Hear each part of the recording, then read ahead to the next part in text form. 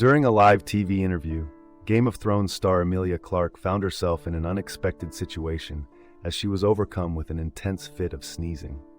Despite the initial embarrassment, she candidly addressed the moment with humor, joking with the host and audience about her allergy to live interviews.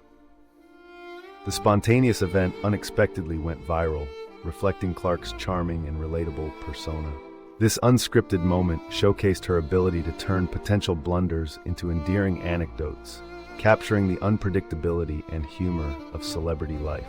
Emilia Clarke's sneeze attack serves as a playful reminder that even the most poised celebrities face everyday blunders.